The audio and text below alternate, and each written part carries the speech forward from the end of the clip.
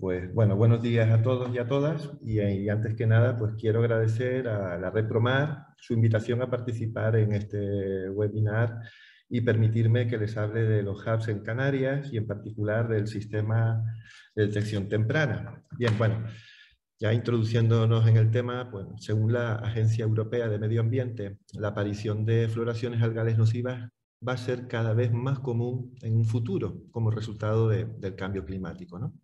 Los modelos predicen que para final de este siglo estas floraciones van a afectar a áreas mayores y lamentablemente van a ser más persistentes, pues en gran parte como consecuencia del aumento de la temperatura del agua de mar. Las floraciones de microalgas son una parte natural del ciclo estacional de los ecosistemas marinos de todo el mundo y que se conocen ya desde la antigüedad. Este fenómeno natural ya fue descrito como las famosas plagas de Egipto recogidos en el libro del Éxodo del Antiguo Testamento del año 1000 a.C. Por tanto, estamos hablando de un fenómeno que se viene registrando desde hace miles de años, ¿no? Quiero resaltar siempre, y estaré con la misma idea, de que es un fenómeno natural, ¿no? Posteriormente, ya en el siglo XVI, como ven en la imagen, se cita por primera vez la ciguatera en estos viajes que se hacían por el Atlántico. Y en el siglo XVIII, en Canadá, se cita algo que se ha asignado como el síndrome paralítico por consumo de marisco, ¿no? Ya a lo largo del siglo XIX y XX se han ido vinculando síndromes con ficotoxinas y se ha ido teniendo un mayor conocimiento sobre su distribución y la posible relación que hay entre la actividad humana, el incremento y la expansión de hubs en el planeta. Fíjense de las fechas que estoy diciendo. No es hasta 1989, o sea, prácticamente ayer, cuando se empiezan a crear programas de seguimiento y de gestión de este problema a escala global, llegando a un consenso unánime en el que se piensa o se dice que el incremento en la frecuencia, distribución, duración e intensidad de las floraciones de algas nocivas está relacionado con factores como el cambio climático, aumento de la temperatura, condiciones climatológicas inusuales, sobre todo en Canarias las calimas, ¿no? Un mayor conocimiento científico de especies nocivas y tóxicas y sobre todo a un mayor esfuerzo de muestreo, el uso del litoral, somos mucha población la que está haciendo un uso compartido de las costas y del litoral, sobre todo para la acuicultura, las obras litorales, los puertos, regeneración de playas, etc. Y por tanto, estimulamos a estos hubs por eutrofización, no siempre, ¿eh? Esto no hay una fórmula matemática, ¿eh? Pero bueno, hay algunas especies que sí están relacionadas con este problema. También hay que tener en cuenta el transporte de quistes de resistencia en aguas de lastre, que es un gran problema. Pero sin duda, el aumento global que se percibe en los hubs a nivel mundial es sin duda, como decía, atribuible al monitoreo intensificado y al mayor número de observadores a escala mundial. Bueno, y ustedes se van a preguntar, bueno, ¿y esto de un hub qué es? Bueno, pues un hub, un fan o una floración es un término, como pueden ver en la imagen, adoptado por la Comisión Oceanográfica Intergubernamental de la UNESCO. Hay varias definiciones, pero nosotros preferimos esta, ¿eh? Que además está aceptada internacionalmente para denominar a cualquier proliferación de microalgas y cianobacterias, que además es independiente a su concentración. Hay algunas que ni se ven, ¿no? Que es como suele ocurrir con el tema del bentos, ¿no? Y que se percibe, y esto es muy importante, que se percibe como un daño por su impacto negativo en la salud pública, medio ambiente, pesca, maricultura, turismo y ocio. A nivel ecológico son una de las mayores amenazas para la biodiversidad marina. A nivel económico producen pérdidas a nivel mundial que ascienden a miles de millones de euros anuales y provocan serios problemas en la salud pública por el efecto que tienen las toxinas en el ser humano, tanto por consumo o por contacto directo. De las 5.000 especies de microalgas marinas que están descritas hasta el momento, ustedes se preguntarán, ¿son todas? Pues bueno, ¿todas estas producen algún problema? Bueno, no. Tan solo son 300 de las 5.000 las que son capaces de producir discoloraciones o mareas rojas. Y de ellas, 90 tienen la capacidad de producir potentes toxinas que pueden afectar a la salud pública o al medio ambiente. Y bueno, y ustedes me dirán, bueno, ¿y cuántos tipos? ¿Hay un tipo de hub? ¿Hay varios tipos? Bueno, pues Sobre todo no va a depender de su aspecto, como pueden ver en estas imágenes que hemos sacado en el archipiélago canario, sino más bien va a depender como a quién y de qué manera afectan. El primer grupo, que está catalogado, también decirles que hay varias clasificaciones, pero nosotros preferimos esta porque es muy simple. El primer grupo es el que engloba las especies que producen discoloraciones en el agua, que normalmente son inofensivas, pero bajo ciertas condiciones excepcionales y además que se dan en bahías protegidas del oleaje, estos crecimientos masivos pueden aparecer y crecer densamente y causan daños indiscriminados a la fauna cuando decaen y hay un consumo brutal del oxígeno por organismos descomponedores, ¿no? Es el caso, por ejemplo, de Noctiluca o Trichodesmium, del que nos hablarán en la siguiente charla. El siguiente grupo está formado por especies que no son tóxicas para los humanos, pero causan daño por sus toxinas a peces invertebrados o incluso mecánicos, ¿no? Y especialmente en los sistemas intensivos de acuicultura. Y el tercer grupo, y es el que más nos afecta a nosotros, es el que está formado por especies que producen toxinas muy potentes que bien por contacto, inhalación o bien que entren por la cadena alimenticia, causan una variedad de síndromes gastrointestinales, respiratorios y neurológicos. Bien, Canarias, por su situación geográfica y condiciones climáticas y oceanográficas, no se ha visto afectada, o eso es lo que creíamos, por los impactos que producen las especies potencialmente nocivas y en particular por aquellas cuya distribución no superaba los 35 grados norte. Y como digo, al menos que se supiera, ¿no? Porque ya es en el siglo XXI cuando se empiezan a observar, fíjense en esta imagen, ¿no? Se empiezan a observar cambios y alteraciones temporales en los ecosistemas marinos, coincidiendo además con el aumento de estudios sobre microalgas y cianobacterias marinas.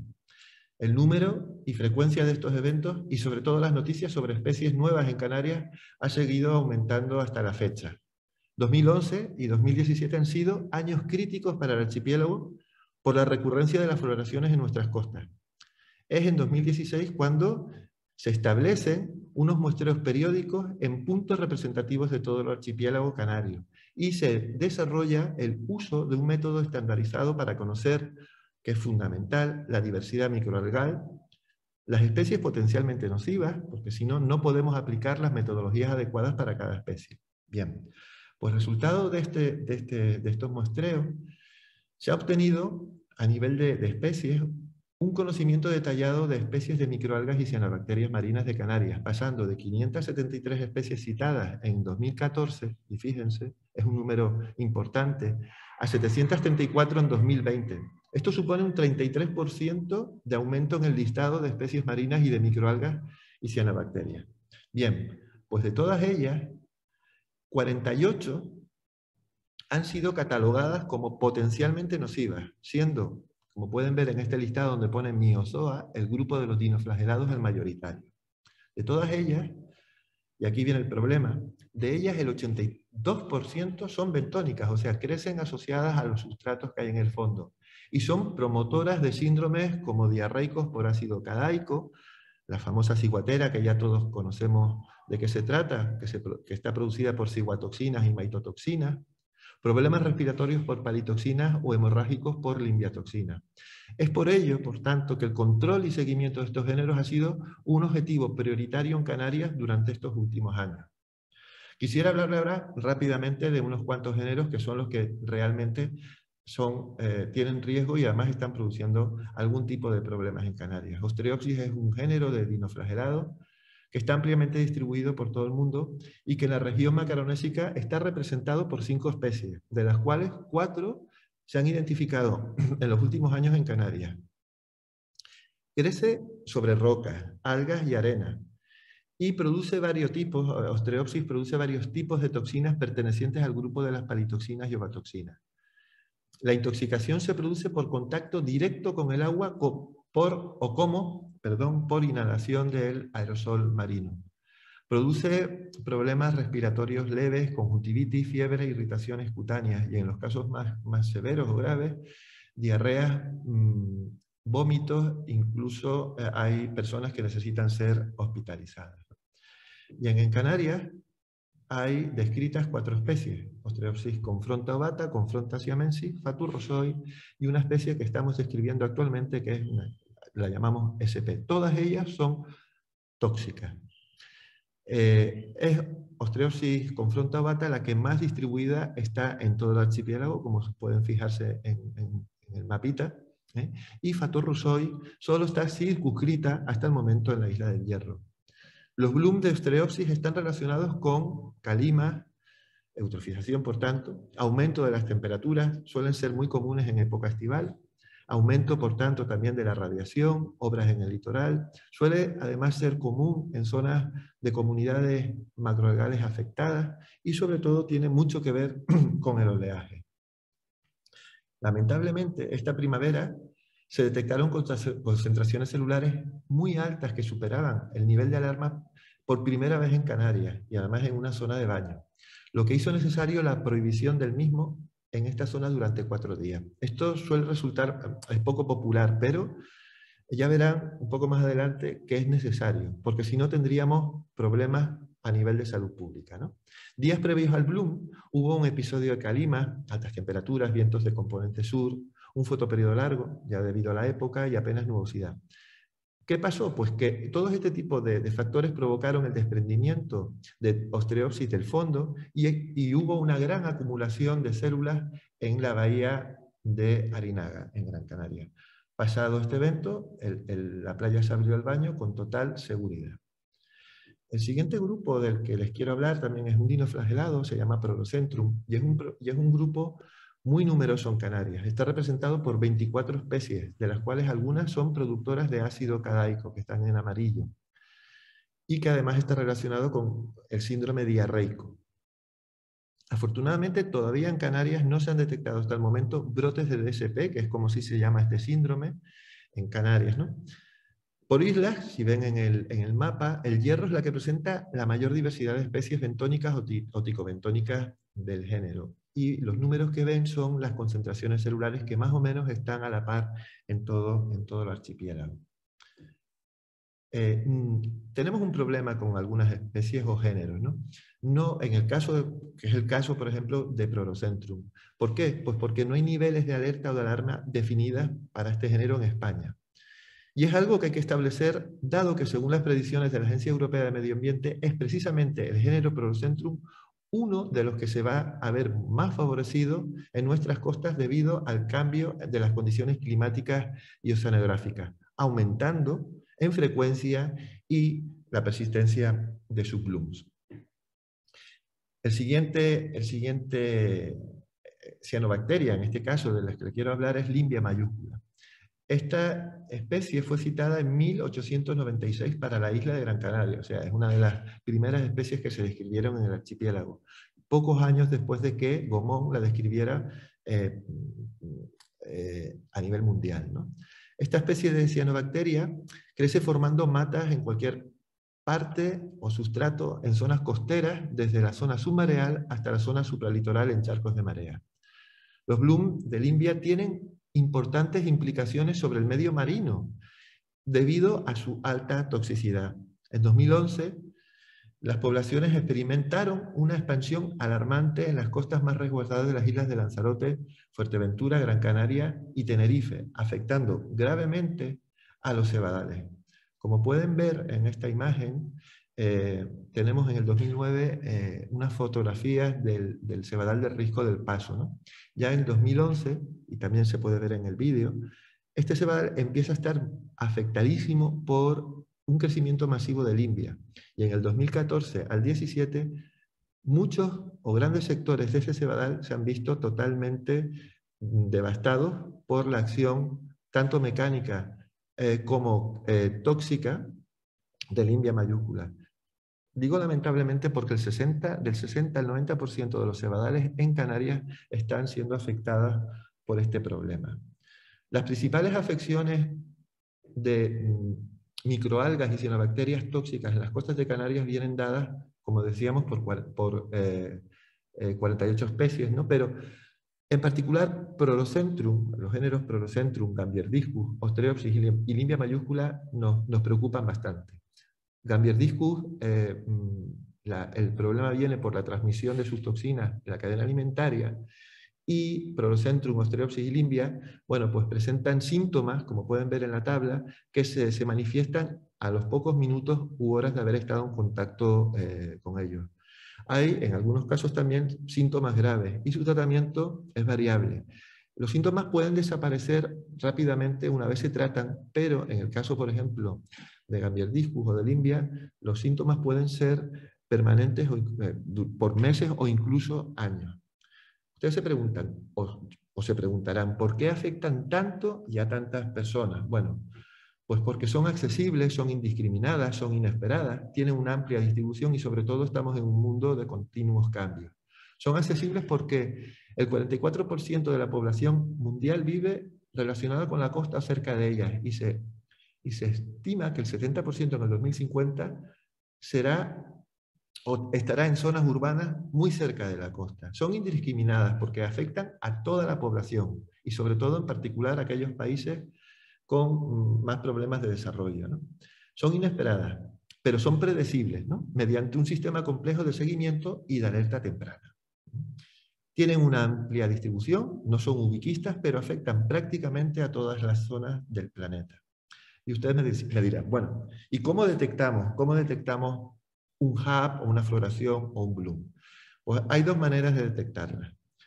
La primera manera es viendo los daños que causan, los síntomas o las afecciones. Como pueden ver, pues bueno, pues en el País Vasco, en Andalucía o en Cataluña, es frecuente tener noticias sobre intoxicación masiva en personas. Eso es lo menos deseable porque no ha habido un sistema de alerta temprana que evite este problema. En cambio, la otra opción es tener un control de seguimiento y un sistema de alerta temprana, que es el que tenemos instaurado en Canarias, ¿no? ¿Cómo funciona este sistema de alerta temprana? Pues está involucrada absolutamente todos los sectores de la población. Si se fijan, desde pescadores, acuicultores, turismo, observadores, personas que trabajan en emergencias, agentes de seguridad, centros de investigación. Todas estas personas, la ciudadanía, por supuesto, participan en el muestreo, en la toma de muestras, en parámetros medioambientales, incluso avisando. Estos muestreos se analizan en centros de investigación o por consultores y los resultados pasan a ser evaluados por autoridades y centros de investigación. Toda esta información es difundida de manera que después hay un plan de acción y, en la medida de lo posible, una medida de mitigación.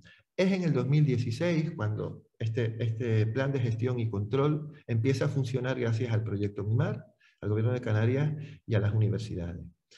Y, por tanto, empieza a funcionar un sistema de alerta temprana. Como les decía, mediante muestreos periódicos en puntos representativos de todo el archipiélago. Hay más de 80 puntos y se establece, como les comentaba, un método estandarizado de muestreo. La mayor dificultad para un plan periódico de muestreo en Canarias radica en la dimensión y en las distancias entre islas y en puntos de muestreo. Recuerden que el archipiélago tiene 1.126 kilómetros de costa en un área geográfica de 500 kilómetros de largo por 250 de ancho. Esto unido a la diversidad de hábitats y a su accesibilidad complica el muestreo y la observación. Es por ello que se cuenta con la colaboración del personal y agentes de la autoridad, seguridad, sanidad y medio ambiente, además de la inestimable participación ciudadana. ¿Y cómo podemos identificar un bloom? Ya estoy terminando, ¿eh? En nuestras playas. Perdón, porque tenemos aquí el vídeo. Ellos están oyendo un ruido. Bueno, la mayor dificultad que tenemos, como les decía, es este tipo de muestreo porque nos complica bastante la accesibilidad. Ya, perdonen por el vídeo porque se me olvidó quitarles el sonido. Bueno, como les decía, ¿cómo pueden ustedes identificar un bloom en las costas? Bueno, simplemente observando factores ambientales, el color del agua, el olor, si hay un olor metálico o amonio, el comportamiento de la fauna, los animales muertos en la orilla y la presencia de espuma. Si encontramos esto, hay que informar, como ya decía Sara, al 112, a emergencias, y si es posible, tomar muestras. Si hay aviso, hay que seguir simplemente las recomendaciones. Seguir las recomendaciones que dan las autoridades y no bañarse, no jugar cerca de la playa o de la orilla, no practicar deportes y no pescar. Si ese estado expuesto, hay que ducharse inmediatamente y si los síntomas continúan, hay que acudir rápidamente al centro de salud más cercano. Ya me queda un minutillo. Hay que evitar las alarmas sociales.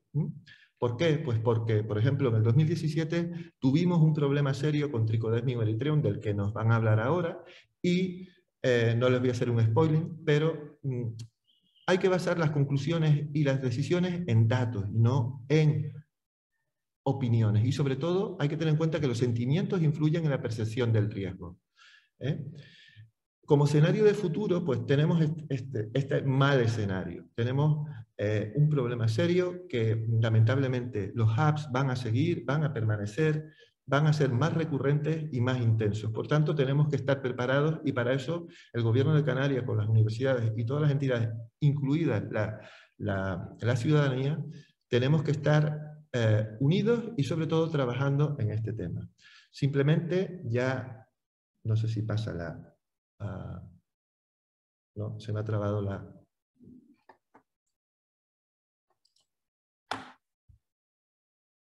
Vale, les comentaba esto, que este era el escenario de futuro, se me había trabado la presentación.